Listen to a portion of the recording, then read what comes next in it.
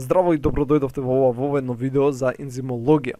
Што е ензимологија? Ензимологијата е една субдисциплина од биолошките науки, односно тоа е наука за ензимите. Значи наука за ензими.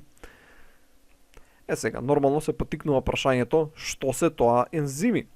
Така, ензимите по структура се сложени биолошки молекули, односно тие се протеини кои имаат многу сложена тридимензионална структура. Така, значи протеини со сложена 3D структура. Додека по функционалност тие се биокатализатори. Значи биокатализатори. Сега, што се тоа биокатализатори? Во хемијата, терминот катализатор се однесува на дадени хемиски соединенија кои убрзуваат одредена хемиска реакција, а при тоа самите остануваат хемиски непроменети. Значи молекули, односно некои соединенија, или пак може да бидат единични атоми, кои забрзуваат одредени хемиски реакции, а при тоа самите остануваат хемиски непроменети, некогаш може физички да се променат. Сега, како би изгледало тоа? Да речеме дека земеме еден пример, каде што имаме некоја си соединение А, кое има некаква си хемиска реакција и стига до некој си продукт Б. Во ред. И сега да речеме дека од левата страна имаме околу 100 молекули на А и потребно е некое си време додека сите тие 100 молекули на А не преминат нели во 100 молекули на Б. Така, значи треба некое време да помине. И ние ќе речеме дека тоа време T1 било еднакво например на 100 секунди. Во ред. Да видиме што ќе се случи ако употребиме катализатор. Повторно имаме 100 молекули на А, кои сега дека ќе воведеме катализатор, ќе брежеме со сина боја, и повторно се одвива истата хемиска реакција, при што ќе добиеме сега 100 молекули на Б, плюс катализаторот кој останал непроменен. Значи тој се излегува од реакцијата. Значи повторно и овдека мора да запамтите дека користиме исто 100 молекули на А, кои сите преминале сега во 100 молекули на Б. И сега сме го забележале времето кое сега било потребно, тоа ќе бележиме T2, и тоа било еднакво сега на 80 секунди. Односно, времето за одвивање на оваа хемиска реакција до крај се намалило. И ова е очигледно, така? А поради тоа што користиме изброј на молекули или пак атоми од соединението А, тоа значи дека всушност реакцијата се одвивала побрзо. Бидејќи брзината, така, ако би дефинирале, брзината на дадената хемиска реакција е всушност колку молекули на Б се добиле за дадена единица време или пак колку молекули на А се намалиле за дадена единица време. Сега ја овдека нема да пишувам некои сложени равенки, тоа не е сега целта. Едноставно сакам да добиете некоја си општа слика. Например, ако ја разгледаме првава реакција, имавме 100 молекули на А кои проминаа во 100 молекули на Б за 100 секунди. Тоа значи дека брзината е една молекула на секунда. Во ред? Бидејќи секоја секунда една молекула на А преминувала во Б. Во ред, бидејќи нели за сите 100 биле потребни 100 секунди. Додека во вториот случај, каде што повторно нели имаме 100 молекули на А кои преминале во 100 молекули на Б, тоа нели се случило за 80 секунди, тоа значи дека околу 1,25 молекули на А преминале во секоја дадена секунда. Нели во првиот случај беше 1. Во ред, значи реакцијата се одвивала побрзо. И лесен начин да го запамтите ова е всушност како мериме брзина кога се движи кола. Така, мериме колку растојание поминува во дадена единица време. Поминува 30 км на 1 час. Така и тоа е одредена брзина. Овдека не можеме да мериме растојание, него мериме број на молекули, нели, кои се конвертирале од една во друга молекула за дадена единица време. Нормално овие хемиски реакции може да станат многу посложени. Некои примери сега ако земам, значи може да биде А плюс Б кои даваат С, или пак даваат С плюс Д, или пак имаш А кој дава Б плюс С. и така натаму и така натаму. Значи тоа не интересира толку, тоа е повеќе општа хемија, него сакам само општо да го доловите концептот. Добро, тоа беше нешто општо за катализатори, има повеќе во видеата за општа и неорганска хемија. Сега се вратиме кај биокатализатори. Обично кога ќе говориме за биокатализа, нема да ги користиме буквите А и Б, него ќе користиме С, што стои за супстрат. Тоа е некое си сложено биолошко соединение, кое што преминува во П, што стои за продукт.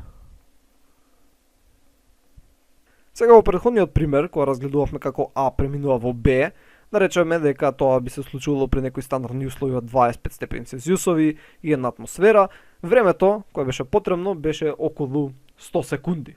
Така, додека за оваа овдека лево хемиска реакција, као што супстрат преминува во продукт, ако би оставиле при истите тие услови, 25 степени Целзиусови и една атмосфера, времето кое би било потребно за оваа реакција да се случи, би било околу милион години. Односно, во практична смисла, таа реакција воопшто не би ни се случила. Така, бидејќи ти нема шанси да чекаш милион години за да се случи реакцијата. Иако теориски би можела да се случи, нели, ако би чекал долго време, практично тоа е неизводливо. Сега некој ќе си рече, каква е таа хемиска реакција за која се потребни милион години да се случат? Нормално имајте на ум дека оваа реакција би се случувала, како што реков, при 25 степени Целзиусови и една атмосфера. Ако би ја зголемиле температурата, нормално дека побрзо би се случила. Да речеме сахароза, кој е шеќерот кој ви имате дома во тегла, да премине во глукоза.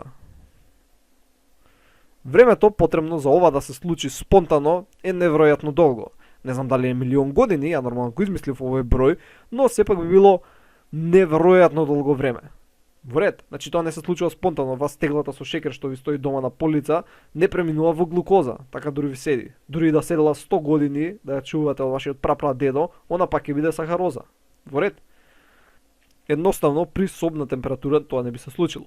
Но да видиме што би се случило ако сега би додале ензим.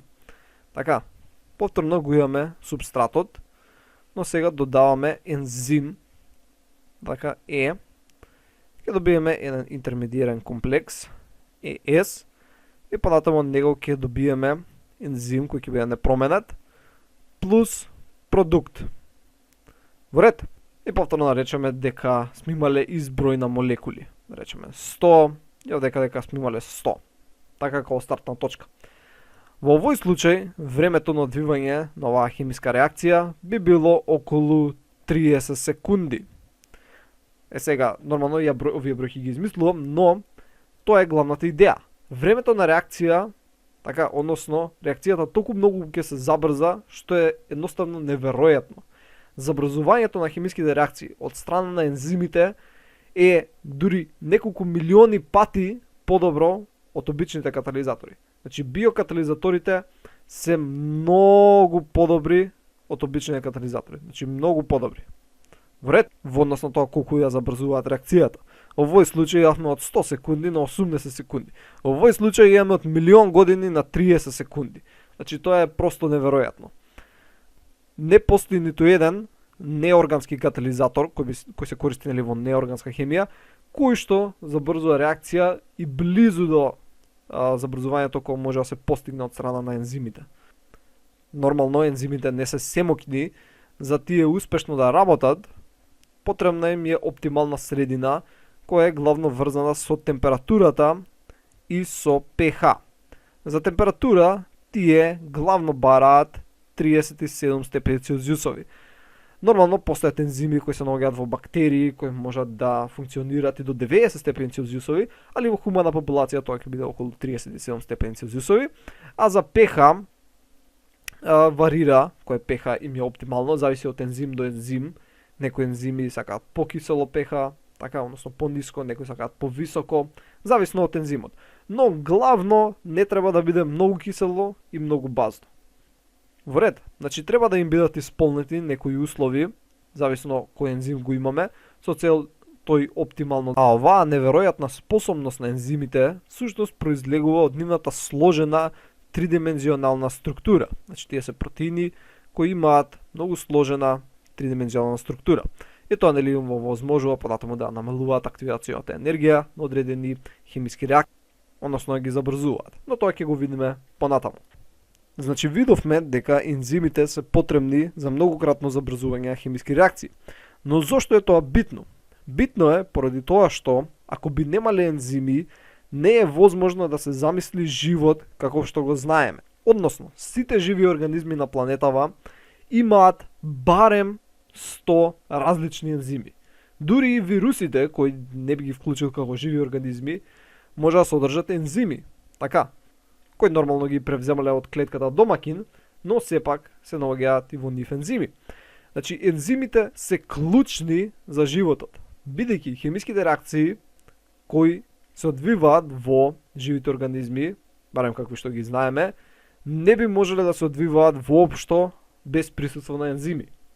Вред, односно живот базиран на јаглерод не би можел да постои, бидејќи ќе ти треба милиони години или пак да речеме дури илјадници, стотици години за една хемиска реакција да се случи, што не е изводливо. Тебе ти требаат да се случуваат многу брзо. Вред, значи ние како живи суштества базирани на јаглерод, ние сме еден склоп на хемиски реакции. Така, значи во нашиот организам се случуваат неколку милиарди хемиски реакции во секој момент. Вред, значи имаш соединение А кој оди до Б, кој оди до С, кој оди до Д, кој иде до Е и така натаму. Така, па некој се враќа тука, па ова преминува таму и постојано. Значи има огромен број на хемиски реакции. И скоро сите хемиски реакции се катализирани од различен ензим. Или пак од некој си исти ензим. Така, например, може би има некој ензим кој ја забрзува реакцијата помеѓу С, Д, но исто така и помеѓу А, Б. Има некој црвен ензим кој ја забрзува реакцијата само помеѓу Б до А и така натаму. Значи, ние имаме огромен број на ензими, не се откриени сите, кои имаат најразлични улоги, забрзуваат најголем дел од реакциите, значи околу 99% од хемиски реакции во организмот се катализирани од страна на ензими, поточно од биокатализатори, бидејќи постојат и други видови на биокатализатори наречени рибозими, кои исто така се биокатализатори, но главно ензимите влегуваат во овие 99%, да речеме 98,9% се ензими, додека 0,1% се рибозими. Додека останатиот 1% се хемиски реакции кои не се катализирани, така, значи не катализирани. Односно, со ова сакам само да потенцирам колку се клучни ензимите за постоење на живот како што го знаеме. Во ред. Значи, ова беше некој си општ, воведен дел за ензимологија. Главно, за да го следите овој курс, треба да имате познавање од биохемија, од физиологија, од молекуларна биологија, физичка хемија и некои други предмети. Иако ја ќе се трудам да објаснам што повеќе концепти, многу би било добро ако имате предзнаење. И главно, додека гледате видеа, би ви препорачал да ги гледате со брзина од 1,25. Значи, вака се мести брзината и можете да ги гледате видеата и да заштедите на време.